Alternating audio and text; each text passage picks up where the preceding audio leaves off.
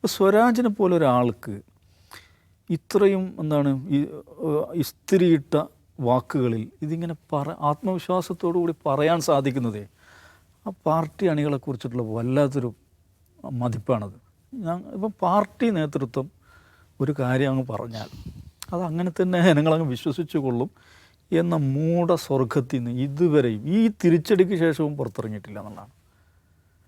ഈ സെൻസർഷിപ്പ് ഇപ്പോൾ party CPM ഭരിക്കുന്ന ഭരണകൂടങ്ങൾ ഉണ്ടായിരുന്നിടത്തുണ്ടായിരുന്ന സെൻസർഷിപ്പുകളെ കുറിച്ചിട്ടുള്ള കഥകൾ അത് എന്താണ് നമ്മൾ ചിരിച്ച് മണ്ണ് കപ്പിപ്പോകുമെന്ന് പറയുന്ന മറ്റുള്ള സെൻസർഷിപ്പുകൾ നിലനിന്ന രാജ്യങ്ങളാണ് കമ്മ്യൂണിസ്റ്റ് രാജ്യങ്ങൾ. പാർട്ടി മക്കൾക്ക് ഇടേണ്ട പേരുകൾ വരെ പാർട്ടി പ്രസിദ്ധീകരിച്ച അനുഭവമുണ്ട്. ഇപ്പം അൽബേനിയയിൽ പാർട്ടി അനുവദിച്ച പേരുകൾ മാത്രമേ ഇടാൻ പാടുണ്ടായിരുന്നുള്ളൂ.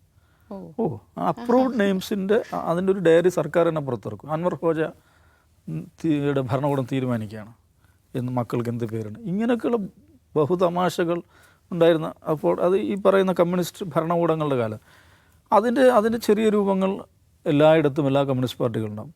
ഇപ്പോൾ ഇവിടെ വീരാരാധന, ഇപ്പോൾ കമ്മ്യൂണിസ്റ്റ് വ്യക്തികളില്ല പാർട്ടിയാണ് പ്രധാനം എന്നൊക്കെ പറയുമ്പോഴും വീരാരാധന, വ്യക്തി ആരാധന എന്ന് പറയുന്നത് അതിൻ്റെ പാരമ്യത്തിൽ നിലനിന്ന കമ്മ്യൂണിസ്റ്റ് പാർട്ടികളാണ്. ലെനിൻ മരിച്ചിട്ട് അദ്ദേഹത്തിൻ്റെ മൃതദേഹം പോലും അടക്കിയിട്ടില്ല, നമ്മൾ കാണണം. അത് എംബാം ചെയ്ത് ലേപനങ്ങൾ പുരട്ടി സൂക്ഷിക്കുകയാണ് ചെയ്തത്.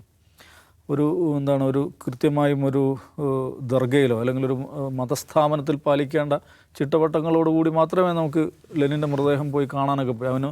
അതിൻ്റെതായ ഉപചാരങ്ങളും ആചാരം ലംഘിക്കാനേ പാടില്ല. അവിടെ ഒരു നിലക്കുള്ള ആചാര ലംഘനവും അവിടെ അനുവദിക്കില്ല.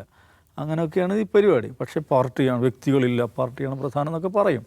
പക്ഷേ ഇവിടെ ഒരാൾക്ക് ഇപ്പോൾ തിരഞ്ഞെടുപ്പിൽ പിണറായി വിജയൻ നയിച്ച തിരഞ്ഞെടുപ്പിൽ പരാജയം ഉണ്ടായിരിക്കുന്നു. പിണറായി വിജയനെതിരെ വലിയ തോതിലുള്ള വിമർശനം പാർട്ടിയുടെ ഫോറങ്ങളിൽ തന്നെ വന്നു, ഇവരുടെ ഈ റിവ്യൂയുടെ ഭാഗമായിട്ട്. അപ്പോൾ അതിനുശേഷം കള്ളൻ വിജയൻ എന്നൊരു വാക്ക് വരുന്നതിൽ എന്തോ ഒരു അപകടം അവർ മണക്കുന്നുണ്ടാവും എന്നുള്ളതാണല്ലോ.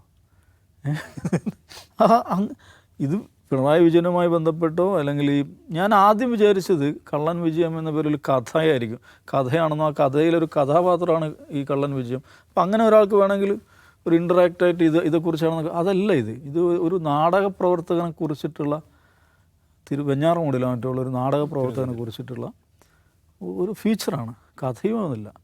അയാളെ കള്ളൻ വിജയൻ എന്നാണ് ആളുകൾ വിളിക്കാറ്. പക്ഷെ കള്ളൻ വിജയൻ എന്ന് ഒരു തലക്കെട്ടിൽ വരുമ്പം അത് രാജാവിന് ബുദ്ധിമുട്ടാവുമോ എന്ന് പ്രജകൾ ഭയക്കുകയാണ്. ആ ഭയദൂരം ഭരണം മാറിയിട്ടും ഭയം മാറിയിട്ടില്ല. ആ അവസ്ഥയിലാണ്. അപ്പോൾ അതിങ്ങനെ ഒരു കൂസലുമില്ലാതെ അതേക്കുറിച്ച് ഇങ്ങനെയൊക്കെ വിശദീകരിക്കാനുള്ളൊരു സ്വരാജിൻ്റെ ആത്മവിശ്വാസം ഉണ്ടല്ലോ, അതിനാണ് എൻ്റെ ബിഗ് സല്യൂട്ട്.